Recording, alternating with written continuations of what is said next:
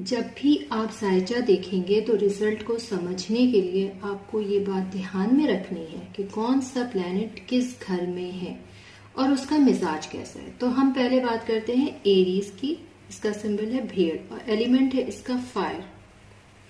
Lord Mars है। अब इसका मिजाज क्या है, ये किस मूड का है, तो ये मूवेबल है।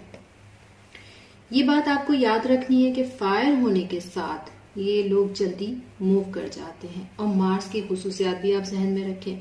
अब जिसने पहले की सब वीडियो देखी है वो फौरन समझ जाएंगे कि एरीज एसेंडेंट या उसकी जो पर्सनैलिटी है एरीज की वो कैसी होगी। अब बात करते हैं हम टॉरस की। तो इसका सिंबल है बैल और एलिमेंट है इसका अर्थ। प्लैनेट वीनस है और मिजाज इसका कैसा है, इसका मिजाज है फिक्स। नंबर 3 पर है जेमिनी। इसका सिंबल है जुड़वा, मतलब एक से ज्यादा। फिर इसका एलिमेंट है हवा। लॉर्ड मरकरी है। इसका मिजाज ड्यूल है।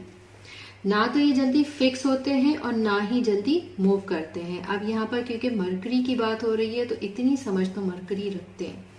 4 नंबर पर है कैंसर साइन। इसका सिंबल है क्रैब, केकड़ा, और एलिमेंट है इसका वाटर और लॉर्ड इसका मून है।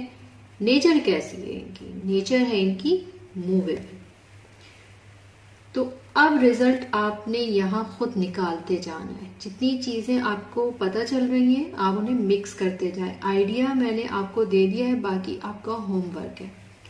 नंबर 5 पर है लीव साइन और इसका सिंबल है शेर और एलिमेंट है इसका फायर। कमी जो है वो इसके लॉर्ड सन ने पूरी कर दी है। ये सब मिलकर नेचर आ गई इनकी फिक्स। होमवर्क आपका है, आपने करना है ये होमवर्क कि सारी चीजें मिलकर कैसी पर्सनैलिटी बनेगी। अब बात करते हैं विर्गो साइन की। इसका सिंबल है वर्जिन, कंवारी, अकेली औरत।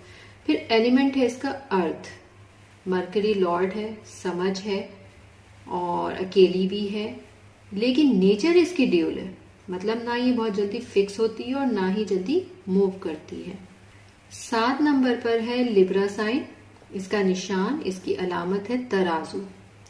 अब तराजू जो है वो हवा में है, एयर, और इसका लॉर्ड है वीनस। वीनस के साथ जो इसकी नेचर है वो है मूवेबल। 8 नंबर पर है स्कॉर्पियो जिसकी अलामत है बिच्छू। बिच्छू होता है डंग के साथ और इसका जो एलिमेंट है वो वाटर है, पानी।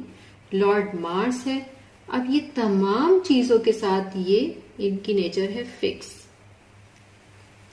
9 नंबर पर है सेक्रेटेरियस जिसका सिंबल है तीर कमान, घोड़ा, निशाना, और ये आग के साथ है, फायर। फायर के साथ है। फिर लॉर्ड जो है इनका समझदार है, जुपिटर है, और नेचर इनकी ड्यूल है। 10 नंबर पर है कैप्रिकॉर्न जिसका सिंबल है पहाड़ी बकरा। अगर कभी आपका इत्तेफाक हुआ हो पहाड़ी बकरे को पहाड़ पर जाते हुए देखने का, तो आप ये देखेंगे कि वो अकेला ऊपर की तरफ भागा जा रहा होता है। फिर एलिमेंट भी जो है वो जमीन है, अर्थ है, जमीन के साथ जुड़ा हुआ है। लॉर्ड इनका सैटर्न है, तो मेहनत आ गई, सैटर्न आ गया तो मेहनत आ गई। और तबीयत जो है इनकी मूवेबल है। अब ये आप सारी चीजें जोड़ लें तो एक पर्सनैलिटी आपके जहन में बन जाएगी। 11 नंबर पर है एक्वेरियस साइन। ये साहब या साहिबा पानी का बर्तन लेकर खड़े हैं और पानी बह रहा है, गिर रहा है।